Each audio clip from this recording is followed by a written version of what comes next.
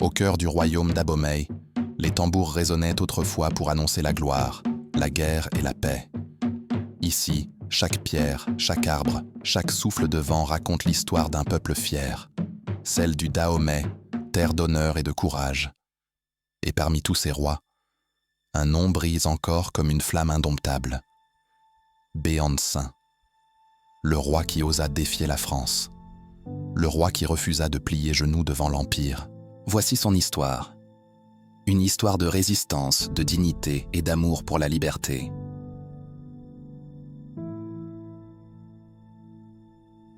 Nous sommes au milieu du XIXe siècle. Le royaume du Dahomey dans l'actuel Bénin est l'un des plus puissants d'Afrique de l'Ouest. Une société hiérarchisée, organisée, fière de ses traditions et de sa souveraineté. À sa tête, le roi Glélé, un souverain respecté, gardien de l'équilibre entre les dieux et les hommes. Ô Dahomey, terre des ancêtres, tes guerriers se dressent comme des flammes, tes reines combattent comme des lionnes, ton roi parle et le tonnerre répond. Le Dahomey possédait une armée redoutée. Parmi ses forces les plus célèbres, les Amazones du Dahomey, un corps d'élite exclusivement féminin. Armée de machettes, de fusils et d'un courage sans limite, elle protégeait le royaume corps et âme. Le Dahomey était une nation forte, avec une diplomatie complexe et une organisation politique digne des plus grands royaumes du monde. Ce n'était pas une tribu primitive, mais une puissance établie. Mais au-delà de ces murailles, un autre monde bougeait. L'Europe, avide de conquêtes, avançait pas à pas sur les côtes africaines. Les missionnaires, les commerçants, les soldats.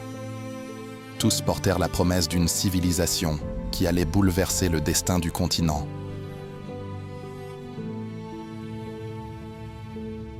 En 1889, le roi Glélé s'éteint. Son fils, le prince Kondo, est choisi pour lui succéder.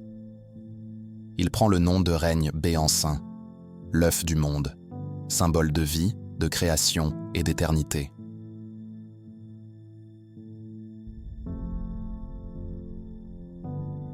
Le nouveau roi hérite d'un trône fragile.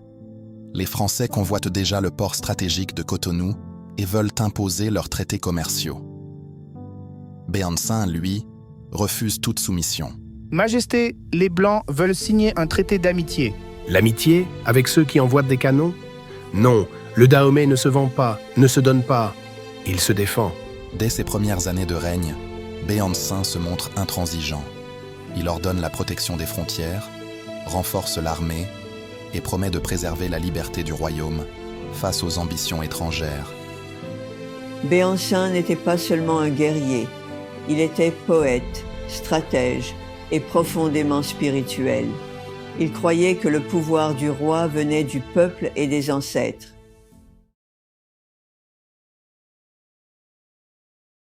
« 1890. Les tensions atteignent leur paroxysme. La France réclame le contrôle total du territoire. Béhanzin refuse. La guerre éclate. Les Amazones marchent en tête. Leurs chants résonnent dans les plaines.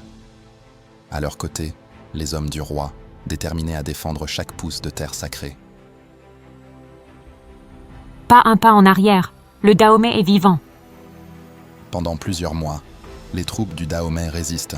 Ils tendent des embuscades, détruisent les ponts, frappent la nuit.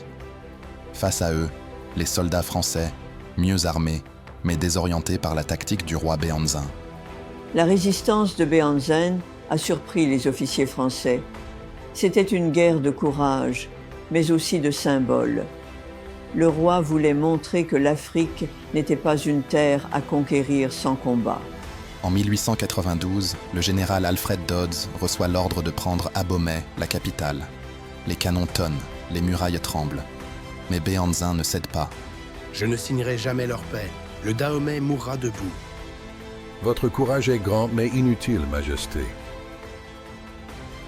Ce qui est inutile aux hommes peut être éternel pour les dieux. En novembre 1892, Abomey tombe. Le palais royal brûle. Le roi se retire vers le nord, poursuivi mais jamais vaincu.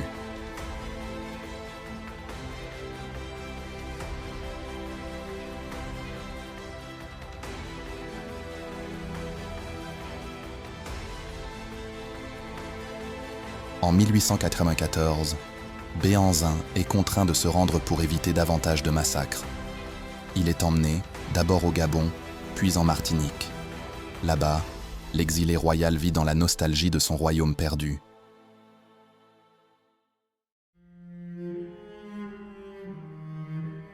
Je suis loin de ma terre, mais mon âme est avec mon peuple. Que mes enfants se souviennent, le Dahomey n'a pas été vaincu, il a été trahi par le canon et le mensonge.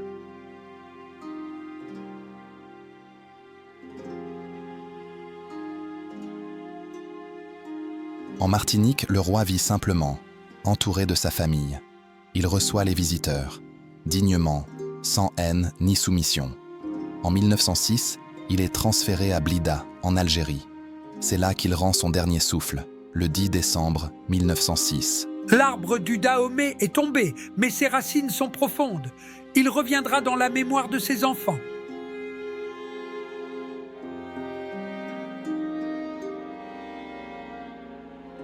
Aujourd'hui encore, à Abomey, le nom de Béhanzin résonne. Dans les écoles, dans les chansons, dans les chœurs. Sa statue trône fièrement, symbole d'un peuple qui n'a jamais oublié. Béhanzin, pour nous, c'est la fierté. C'est la preuve que nos ancêtres ont résisté. Béhanzin n'a pas seulement combattu pour un royaume. Il a combattu pour une idée, celle de la liberté et de la dignité humaine. Son histoire est celle de tous les peuples qui refusent de plier. Le roi Béhanzin n'est plus, mais son esprit veille encore sur le Bénin, sur l'Afrique, sur tous ceux qui, un jour, devront dire non à l'injustice. Un peuple sans mémoire est un peuple sans avenir. Roi Béhanzin.